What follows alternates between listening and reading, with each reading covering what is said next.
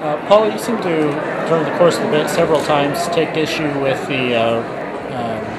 our foreign policy and basically our actions overseas in some of the countries like Libya, Pakistan, and some other places. Can you tell me a little bit about what you would do in Congress to stand up to action like that? Because I know you've mentioned before, if you are elected, you're going to want to see some more congressional oversight of these actions. Yes, well, if you read the Constitution, it's right there that only Congress has the power to declare war.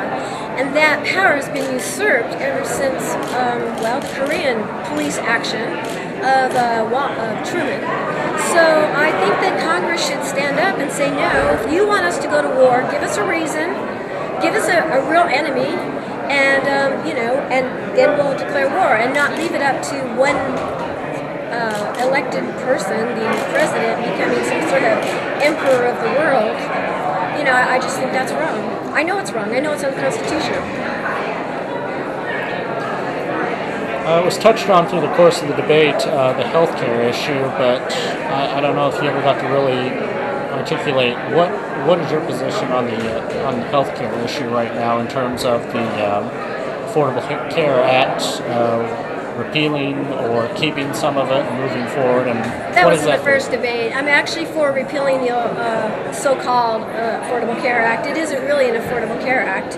It's a big giveaway to the insurance companies. I'm for single-payer health care, which is Medicare for all.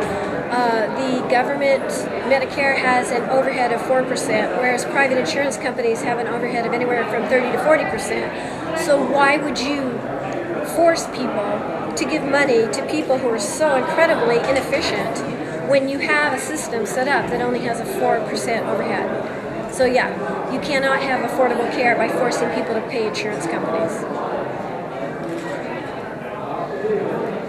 If you really wanted affordable care, you would train more doctors.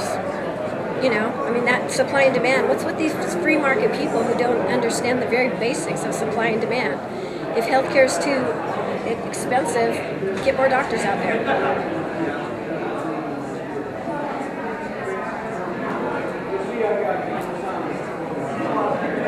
Why do you think you're the best choice for Congress? Well, because I'm a member of the Green Party, and the Green Party has values. And there's Green Parties all over the world, and it's about time we had some in power in the United States.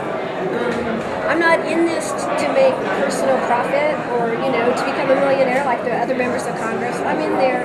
I want to be a member of Congress. I can implement the kind of livable, sustainable world, a more just world that I know we could have if we didn't let the 1% control everything. What did you say? I said if we didn't let the 1% control everything, we could have a much better world.